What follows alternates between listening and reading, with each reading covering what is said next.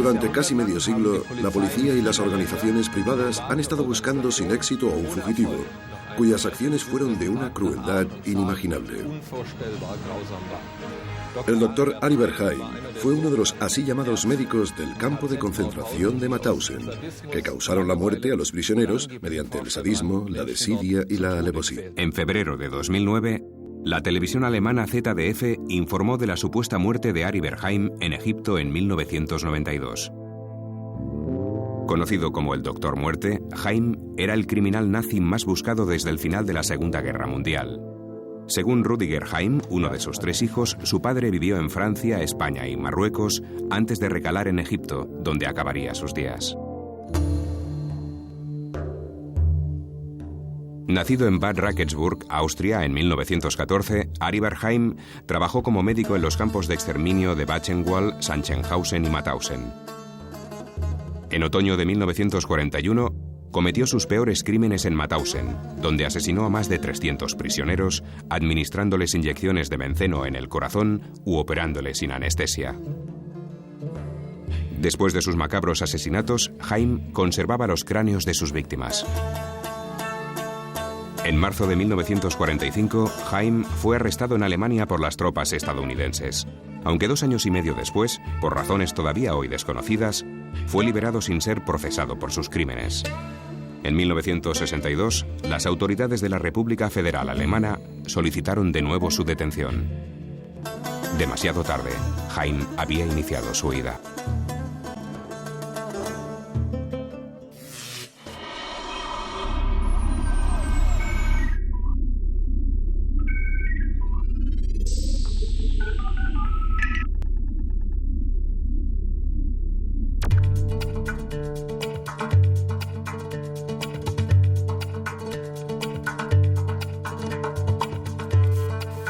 Pero no todo el mundo cree la versión de la muerte de Arie Bergheim en Egipto en 1992. Tenemos que tener mucho cuidado y, desde luego, aún no podemos cerrar el caso.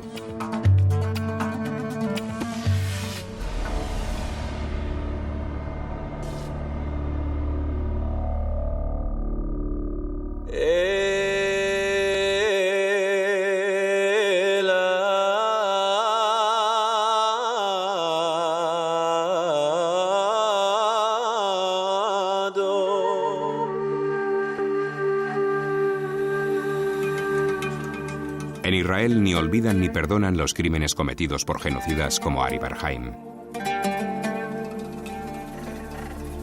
La caza del último nazi.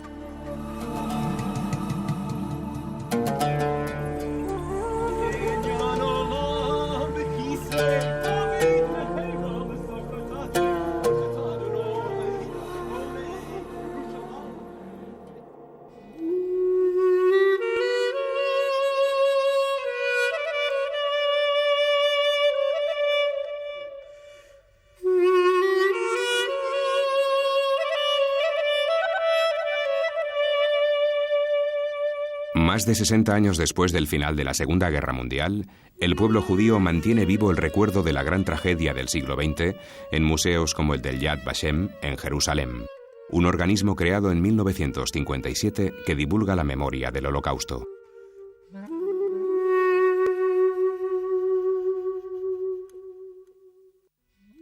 En la sala de los nombres de Yad Vashem se preservan los datos personales de millones de víctimas como las que sufrieron los experimentos médicos de Arie Bergheim.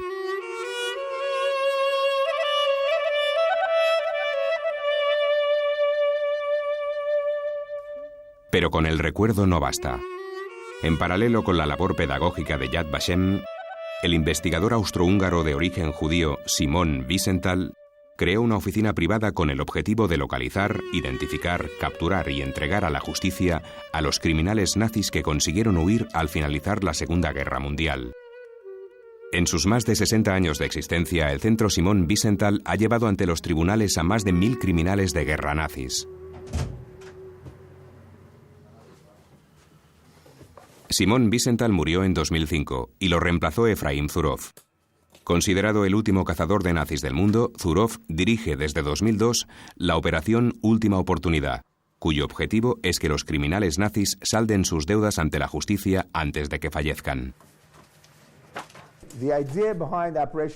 La idea que había detrás de la operación Última Oportunidad era intentar ofrecer una recompensa económica por información que condujera a la persecución y al castigo de criminales de guerra nazis. En otras palabras, cuando empezamos en el año 2002, estaba claro que teníamos que hacer algo más activo. Había que intentar algo menos común, un poco más agresivo, para obtener esa información, ya que el objetivo del proyecto era encontrar criminales de guerra nazis de los que no supiéramos nada. Zurov es una de las personas que no cree la versión de la muerte en Egipto de Ari Berhaim. Por este motivo, sus investigaciones para localizarle con vida siguen abiertas. No hay cadáver, no hay pruebas de ADN y no se pueden hacer exámenes forenses que demostrarían con claridad si el cadáver que dicen que es de Ari Berhaim es en realidad Ari Berhaim. En los últimos años, el misterioso rastro de Haim ha llevado a los investigadores hasta España. En abril de 2005, la policía alemana recibió información que señalaba que Haim podía estar en Denia, Alicante, en esa zona en general. Y de hecho, por primera vez en la historia, la policía española buscó un criminal de guerra nazi.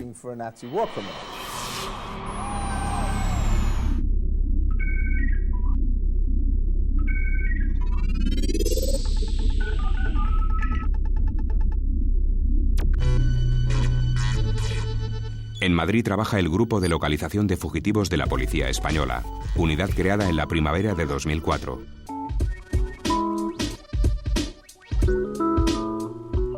Las labores de este grupo permiten agilizar la entrega de delincuentes buscados por otros países.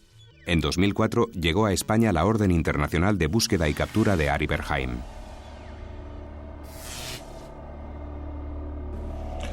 Nosotros en realidad empezamos tarde, porque creo recordar que empezamos en el mes de noviembre de 2004, cuando tenemos la primera noticia de que el doctor Ari Berhaim podría encontrarse en España. Y se inicia a raíz de un dato que podía situar al citado doctor pues, en la isla de Mallorca. Hay un dato de un vehículo, hay un personaje que también era doctor, pero en este caso farmacéutico, que era de un aspecto similar, pero no era él. Una vez que disponemos de las impresiones dactilares del verdadero doctor Ari Berhaim y hacemos un cotejo con las de esta persona, pues se comprueba que efectivamente había un parecido físico, pero nada más. A partir de las escasas fotografías que se conservan de Haim, la policía alemana y la española realizaron un retrato robot del aspecto que tendría actualmente el criminal nazi. Un retrato que se repartió por todo el mundo para localizarle, también en España, históricamente uno de los refugios más seguros de los nacionalsocialistas. El periodista Javier Juárez ha escrito varios libros sobre la presencia de nazis en España después de la Segunda Guerra Mundial y el amparo que les prestó la dictadura franquista.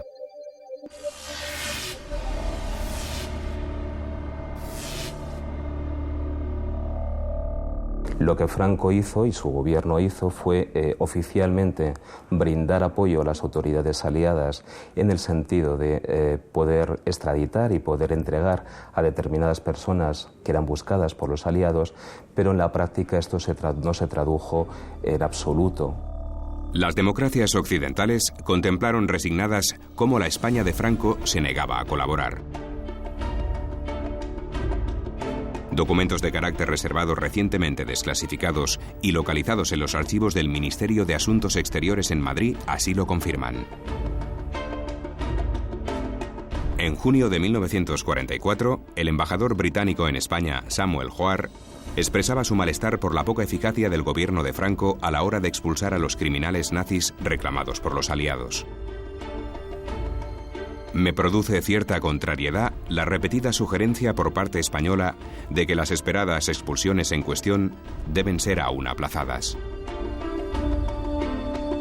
Lo que ocurre en la práctica es que frente a esta aspiración de los aliados de que más de 2.000 personas inicialmente pudieran abandonar España, la realidad se impone por los hechos. Y esa realidad, al final, lo que demuestra es que el gobierno de Franco, insisto, hizo todo lo posible, en muchos casos de una manera más o menos clandestina, pero en otros abiertamente y generando serios conflictos diplomáticos por proteger a esas personas. El gobierno franquista protegió durante años a centenares de nazis.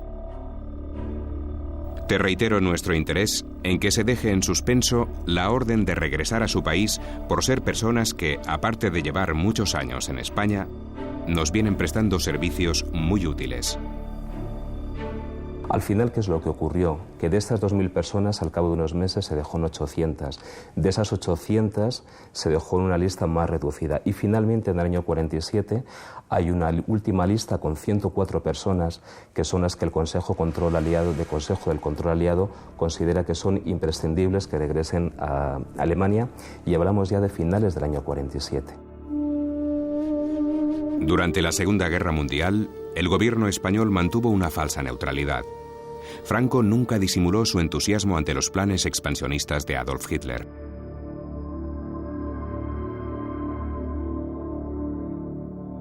La complicidad entre la dictadura franquista y el Tercer Reich se había iniciado con la ayuda bélica que los alemanes prestaron al bando de los nacionales durante la Guerra Civil Española. Posteriormente, en 1941, España mandó soldados a combatir al frente ruso para ayudar a los nazis.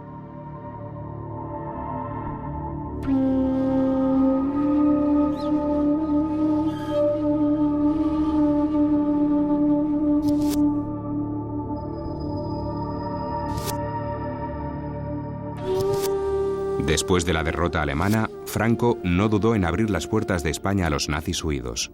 Todos pasaban por Madrid en un primer momento, aunque luego es verdad que con el paso del tiempo se fue disgregando algunas de estos evadidos, fundamentalmente hacia el Levante, hacia la zona de Denia, que es un lugar muy conocido y muy emblemático de asentamiento de algunos de estos antiguos militantes del partido nazi, miembros de las SS.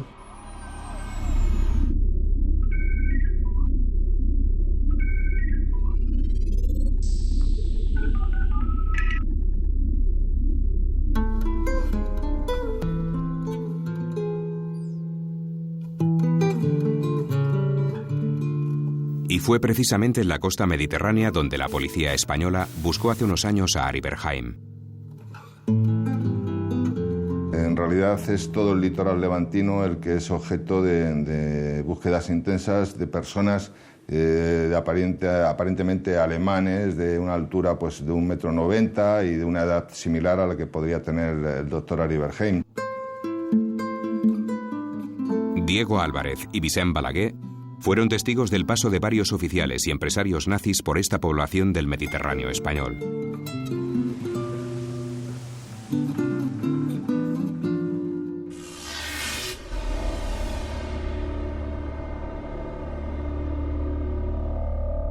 En 1955 acababa de inaugurar Gerhard Bremer, un antiguo teniente coronel de las SS, montó un complejo turístico que fue uno de los pioneros, Bremer's Bungalows.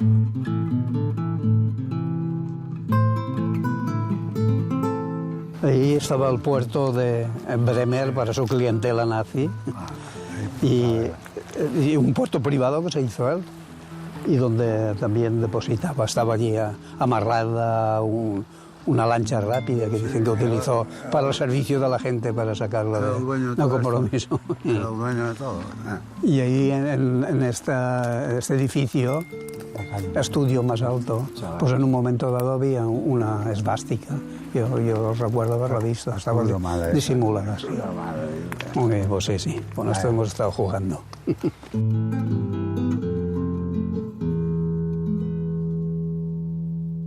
Bremer no estuvo solo en Denia. Durante años recibió frecuentes visitas de un antiguo camarada de las SS, Otto Skorzeny. Yo, Otto Skorzeny, recuerdo haberlo visto con Bremer, con Gerhard Bremer, en una terraza de verano, tomando alguna cerveza o algo, en un par de ocasiones. Y después también con él entrar en el banco donde yo trabajaba, seguramente por alguna cambio de divisas o alguna cosa de su interés. Y tengo la memoria de la imagen, ¿no? De una gran cicatriz, recorría el rostro, una imagen que impresionaba. En esta casa, a las afueras de Denia, vivió Johannes Bernhard, un poderoso empresario alemán que hizo de puente entre la España franquista y la Alemania nazi durante la Guerra Civil Española.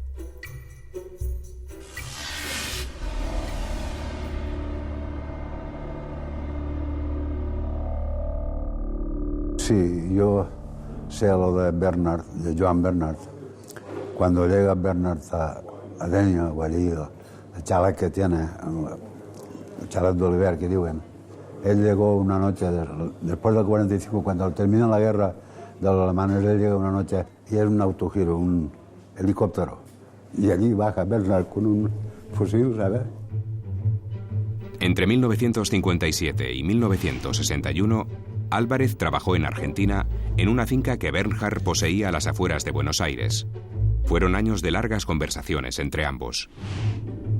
Él nunca dijo nada, que estoy arrepentido, no. Él de Franco hablaba eran íntimos amigos. Cuando venía aquí a España me decía, ¿quiere algo para el tío Paco?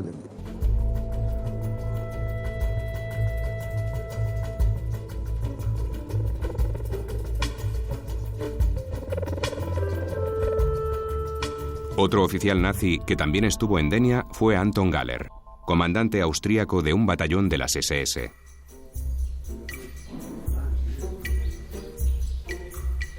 Galler, a quien se le acusó de participar en la matanza de 400 civiles en Italia, murió en 1995 en Denia. Sus restos reposan en el cementerio de esta población.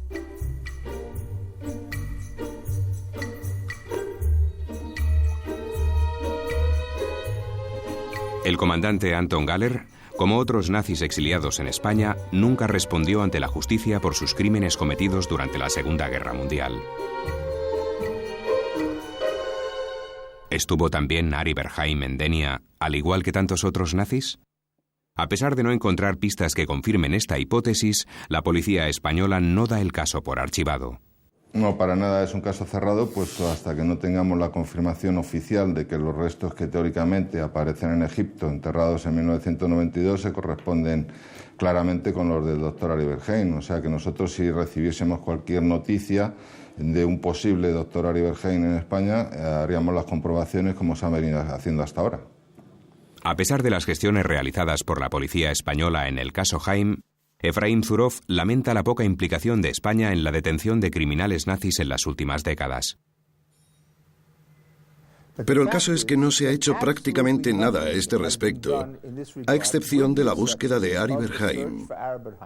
Por lo que yo sé, y estoy casi seguro de que es cierto, no ha habido ningún intento de investigar el asunto de los criminales de guerra nazis en España.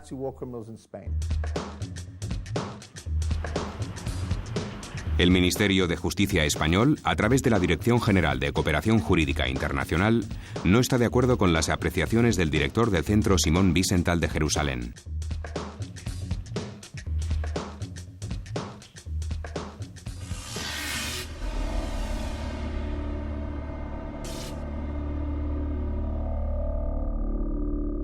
Claro que el gobierno colabora. En los casos de nazis, posibles nazis residentes en España, efectivamente, el caso que menciona de la búsqueda de Ari Berheim,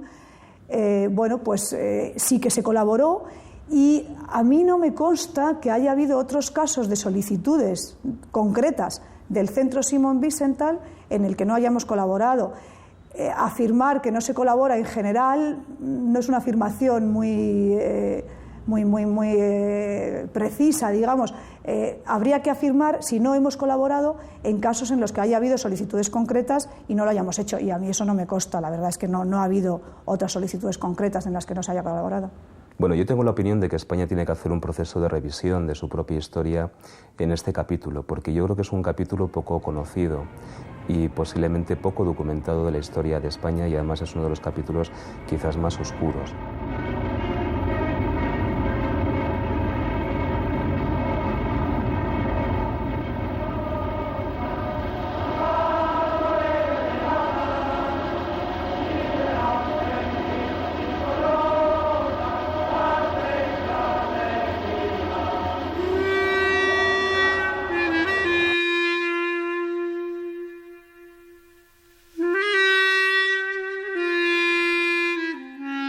El profesor Robert Bistrick, director del Centro Internacional de Estudios del Antisemitismo en la Universidad Hebrea de Jerusalén, también recomienda a España realizar una profunda reflexión histórica sobre su pasado como refugio de criminales nazis.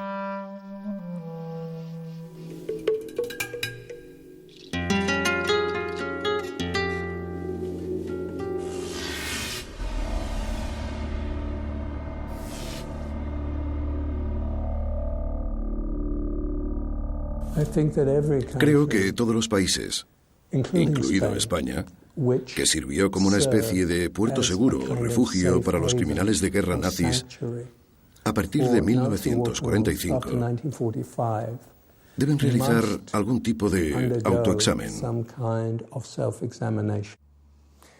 No hay ninguna duda sobre el hecho de que España se convirtió en refugio de criminales de guerra nazis gracias al régimen de Franco. Lo que nos preguntamos es por qué, cuando España se convirtió en una democracia en 1975, ¿por qué el gobierno, ni el gobierno socialista, ni el gobierno de Aznar, por qué no cambiaron esa política? ¿Por qué no se realizó ningún esfuerzo serio para saber qué criminales nazis vivían en España, para saber cómo habían llegado y por qué estaban allí? Y, por supuesto, ¿qué había que hacer para deshacerse de ellos? La verdad es que me sorprende que alguien pueda afirmar que en estos 30 años de democracia seguimos actuando igual en España. Efectivamente, yo creo que es fundamental resaltar que la legislación española es muy avanzada hoy en día.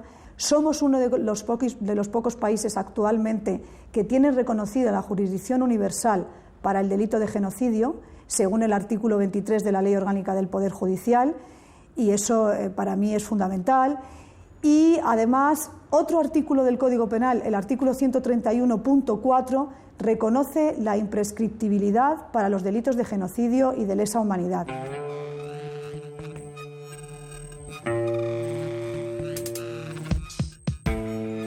Esto es una lista de todos los países a los que hemos mandado nuestro cuestionario anual sobre la investigación y la persecución de criminales de guerra nazis. En otras palabras, aquí aparecen todos los países del mundo que de alguna forma han estado involucrados. Bien porque los crímenes se perpetraron en ellos o porque los criminales de guerra nazis huyeron allí. Son más de 40 países, más de 40 países. Esto es el cuestionario. Todos los años es el mismo. Y las preguntas principales: ¿se ha condenado a algún criminal de guerra nazi? ¿Se ha acusado a alguien? ¿Se ha iniciado alguna investigación nueva? ¿Hay investigaciones en marcha? ¿Se ha producido alguna extradición? ¿El gobierno ha llevado a cabo alguna medida contra nazis? Muy bien. Cada país recibe este cuestionario y aquí, en Israel, escribimos una carta al embajador español. Enseguida se la enseño.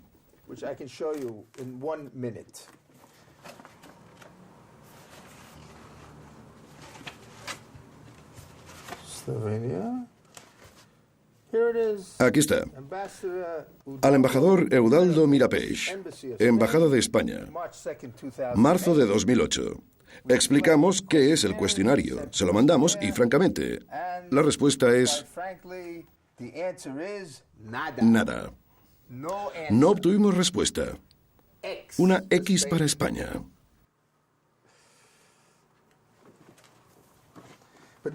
Pero esto es típico. Es típico. Casi nunca contestan, ¿sabe? Como si... No hay peor insulto. Ni siquiera contestan.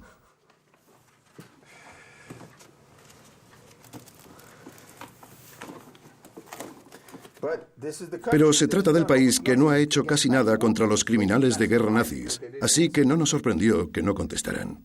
El cuestionario se está contestando puntualmente. En los casos en que no se ha contestado quizá a preguntas concretas de si ha habido investigaciones contra posibles criminales nazis en España, efectivamente es que no ha habido investigaciones pues porque no ha habido solicitud de esas investigaciones. Además de la labor del Centro Simon Wiesenthal, el servicio secreto israelí, el mítico Mossad, ha tomado la iniciativa en algunos episodios de la caza de nazis. El caso más conocido tuvo lugar en 1960 cuando el Mossad organizó el secuestro del nazi Adolf Eichmann en Argentina. Eichmann era considerado el arquitecto del Holocausto. Algunos investigadores sospechan que detrás del Centro Simon Wiesenthal está siempre el Mossad. ¿No sabe que soy el director del Mossad? Es broma, es broma. No hay ninguna relación ni nada, ¿de acuerdo? Desgraciadamente no hay ninguna relación.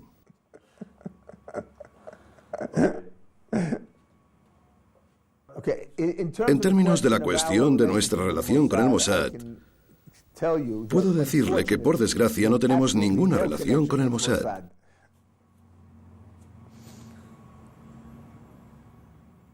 Si la tuviéramos, nos iría mucho mejor.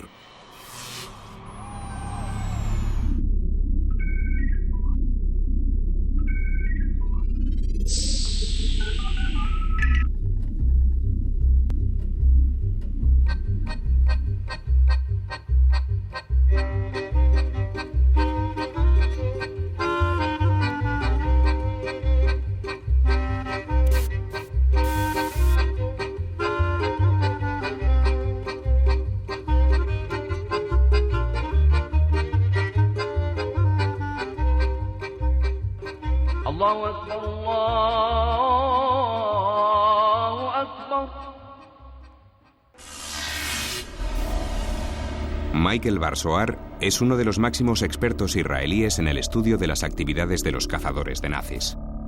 El gobierno oficial de Israel y el Mossad llegaron a la conclusión de que Israel no podía capturar a todos los nazis. Capturaron a Eichmann. Lograron encontrar a Sukurs, un criminal nazi que vivía en Sudamérica, e intentaron atrapar a Mengele. El doctor Mengele era el ángel de la muerte. Hacía la selección en los campos de concentración. No hicieron nada más. El Mossad solo buscó a estos tres criminales. Después de que Adolf Eichmann fuera secuestrado en Argentina y trasladado en secreto a Israel, un tribunal lo sentenció a muerte. Un caso único en un país donde no existe la pena de muerte.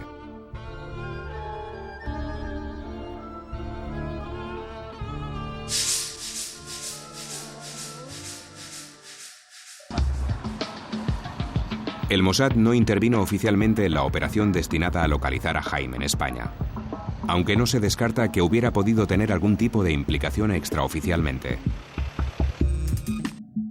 Imagino que la información que hayan podido facilitar ha venido a través del Centro Simon Wiesenthal y facilitada a la policía alemana. Nosotros, como contacto directo con ellos, nada más que hemos tenido contacto directo con la policía alemana. Documentos TV presenta en exclusiva una nueva versión del caso Haim que contradice el resto de investigaciones. El castigo que recibió fue una mala experiencia, como lo que hizo. Tenía que sufrir, fue la decisión del jurado. Tenía que sufrir y sufrió. Un oficial de la Fuerza Aérea israelí explica su participación en la Operación Búho, cuyo cometido era cazar criminales nazis como Ari Berheim. No puede mostrar su rostro por motivos de seguridad.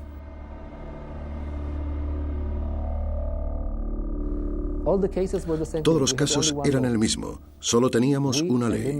Eliminamos a los nazis. No son seres humanos. No deben seguir vivos. Las operaciones del Mossad organizadas para cazar antiguos criminales nazis están clasificadas como información reservada en los archivos del Estado de Israel. Pero el coronel Danny Bath desvela que durante más de 30 años se localizó y ejecutó a varios nazis a través de un plan secreto financiado por ciudadanos judíos y con el apoyo no oficial del Mossad y de la CIA.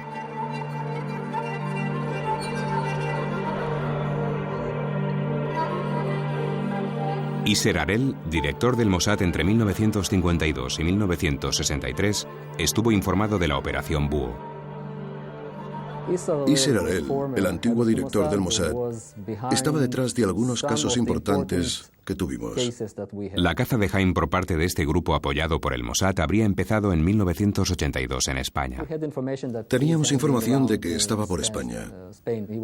Se le había visto en Ibiza. Se le había visto en Alicante y en realidad la operación empezó en territorio español. Casi le cogimos en el mar. Solía navegar en un yate. No sé si conoce su historia, pero era una especie de pescador. Le gustaba mucho pescar y siempre intentaba salir a disfrutar del mar. Lo perseguimos, pero fracasamos. Y escapó. Se le escapó a uno del grupo.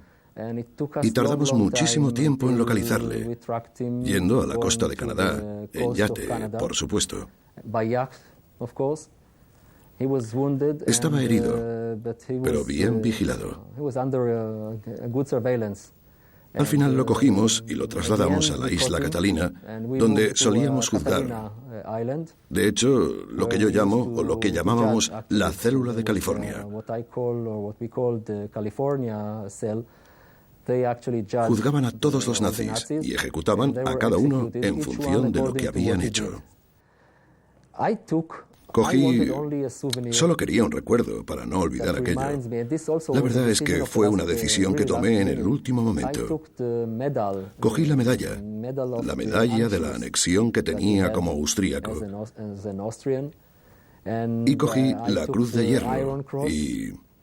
También había una medalla de la Wehrmacht, de las SS de la Wehrmacht en la maleta, y cogí las 3 condecoraciones.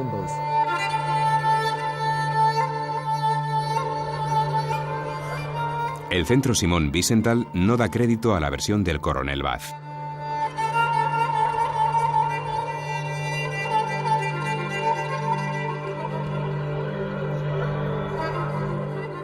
¿El Centro Wiesenthal?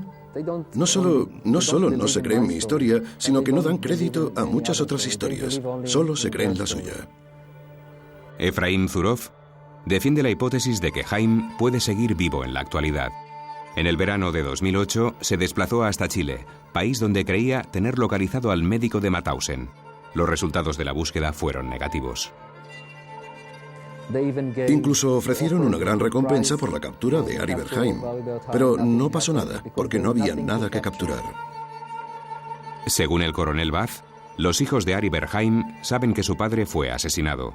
En su domicilio de Baden-Baden, Alemania, recibieron el corazón del Doctor Muerte.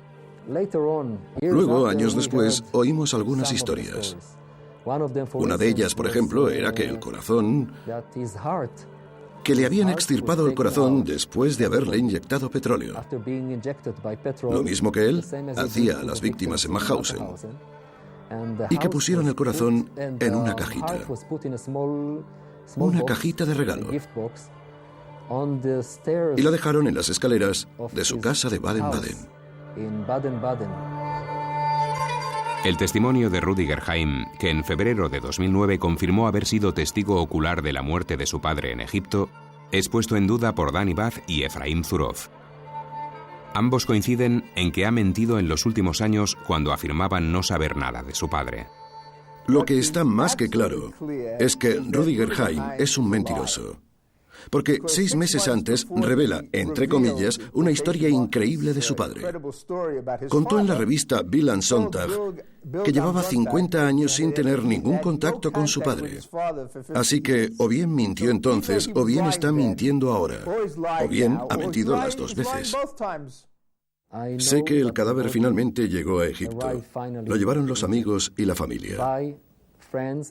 Si hoy su hijo Rüdiger, o su hermana Berta, o Ari Berheim Jr., el otro, dicen que no saben qué pasó, mienten.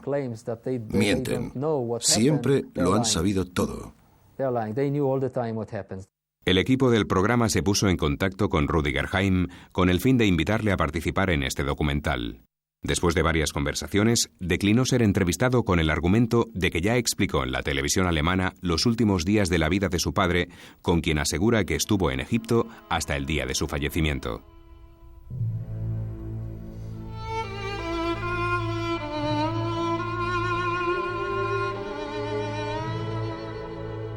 Todavía hoy, en la sociedad israelí, se mantiene vivo el debate sobre si la persecución a antiguos criminales nazis implicados en el exterminio de judíos están animadas por un deseo de venganza o de justicia.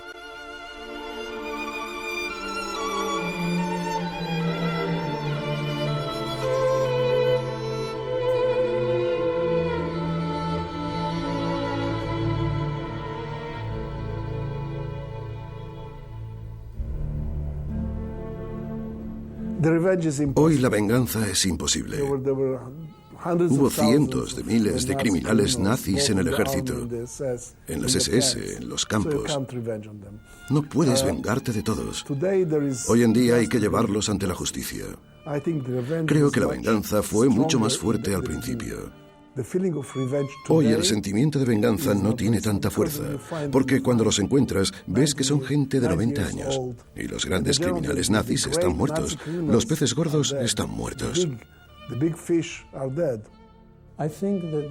Creo que la respuesta principal a eso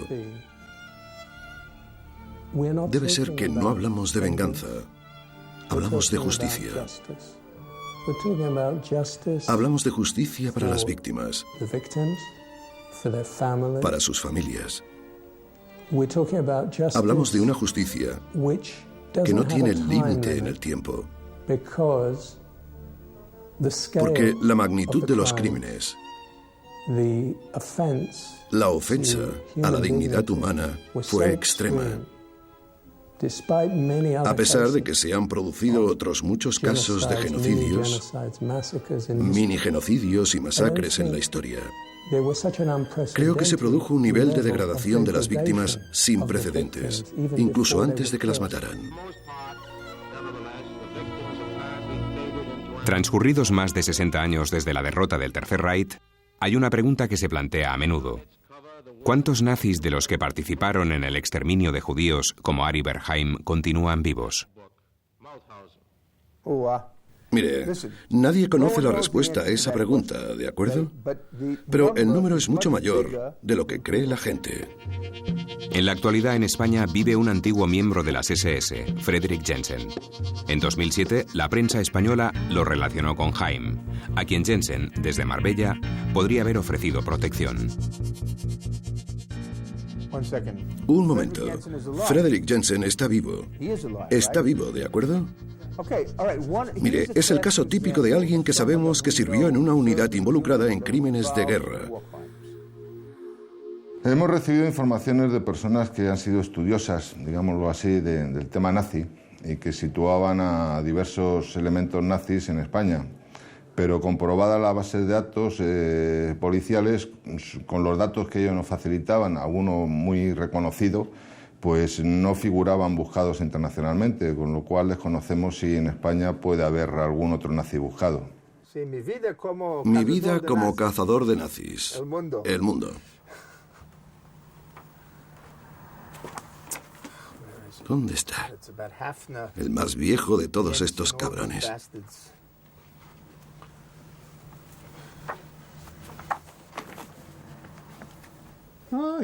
Aquí es donde se empieza con él. Esta es una foto de un periódico noruego. Aquí está. Claro, muy bien. Carta del 12 de junio. Carta del 12 de junio de 2007 al embajador. ¿De acuerdo? ¿De acuerdo? La publicación la semana pasada, el 3 de junio, en el periódico español El Mundo, de la residencia en Marbella del veterano nazi de las SS, Friedrich Jensen, condenado, tiene 86 años, no 93 como se publicó, ha centrado la atención en la presencia en España de criminales de guerra nazis. Estoy seguro de que es usted consciente de que este no es un tema nuevo. A lo largo de los años se han producido revelaciones sobre culpables del Holocausto que encontraron refugio en España, sobre todo en la época de Franco, pero sorprendentemente también después. Entre los criminales más famosos destacan Ante Pavelic, Otto Skorzeny, Leon Degrelle, el doctor Arie Bergheim y Otto Remmer. En las circunstancias actuales, en las que cada vez queda menos tiempo para realizar esfuerzos y llevar a los autores del Holocausto ante la justicia, creo que sería especialmente importante que el gobierno español, por fin, realizara una investigación global del asunto. Semejante tarea no solo serviría para identificar a individuos que ahora viven en España y a los que aún se les puede imputar crímenes, sino que serviría para mandar un mensaje con mucha fuerza, el de que su país ya no volverá a ser un refugio para los autores del Holocausto. Huelga decir que el Centro Wiesenthal está dispuesto a ayudar al gobierno a llevar a cabo la investigación. Déjeme añadir que aún no hemos recibido la respuesta del gobierno español al cuestionario de nuestra investigación y persecución de criminales de guerra nazis. Espero impaciente la respuesta. Pero no contendré la respiración porque si lo hago me moriré esperando. Así pues, caballeros, esta es la historia. Cada documento en el lugar que le corresponde.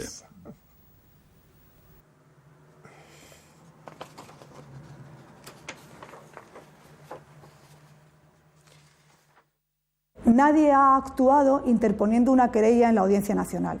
Entonces, lo que hay que entender muy claramente es que el Ministerio de Justicia es el poder ejecutivo, el Poder Judicial es totalmente independiente y para perseguir a un delincuente hay que instar una acción judicial ante la autoridad judicial competente.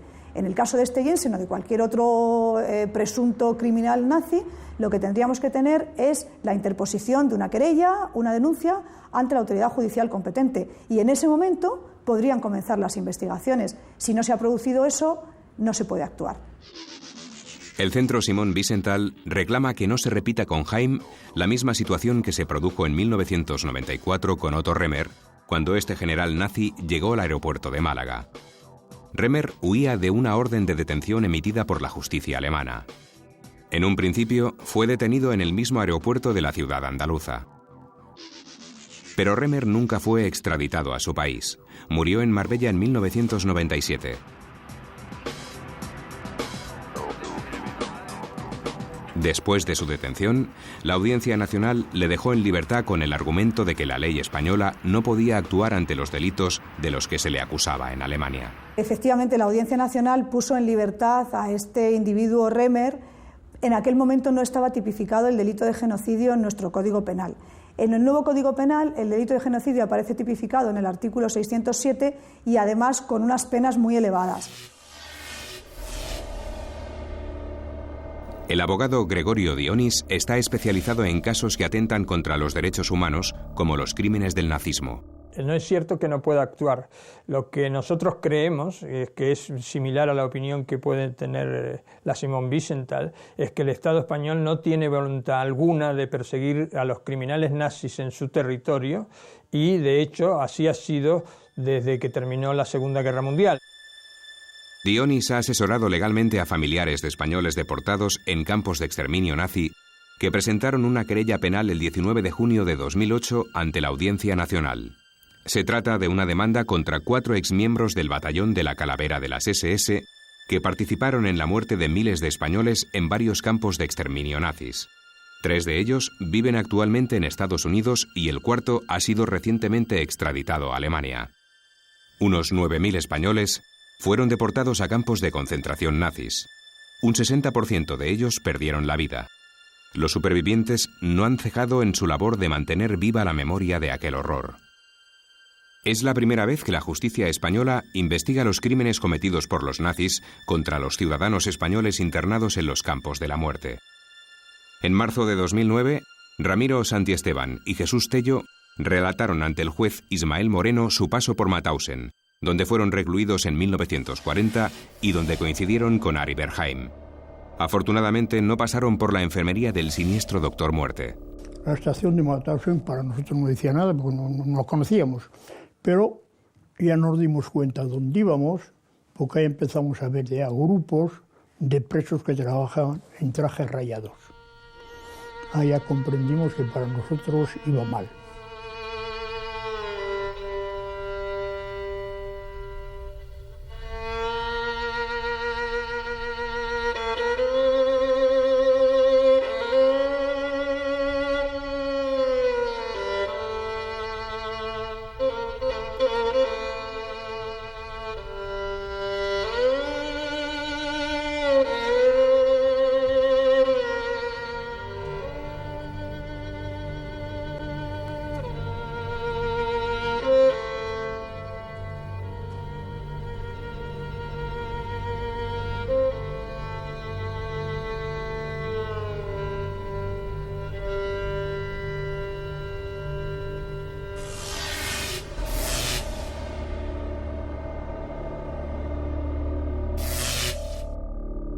cuando llegamos a Mauthausen,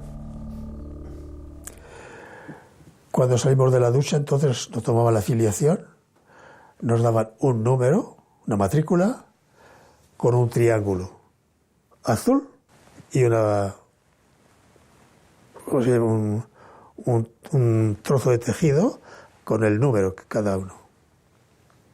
Entonces ya no teníamos nacionalidad, ya habíamos perdido toda nuestra libertad, ya podían disponernos de nosotros, colgarnos o lo que fuese. Ya no éramos hombres, ya no éramos nada. Sin más ni menos, no teníamos ni patria. Vino la democracia y hasta este momento que estamos hablando, las víctimas del nacionalsocialismo, de nacionalidad española, jamás fueron reconocidas por el Estado español. No he encontrado ninguna recompensa, puedo decir que el gobierno español ni la democracia hayan hecho nada por nosotros. De España, cero. Ni yo, ni los familiares. Ni antes, ni hasta ahora tampoco. Definitivamente, la colaboración de la España franquista con la Alemania nazi ha dejado algunas heridas sin cicatrizar. ¿Continúa siendo un tema tabú desde el punto de vista político?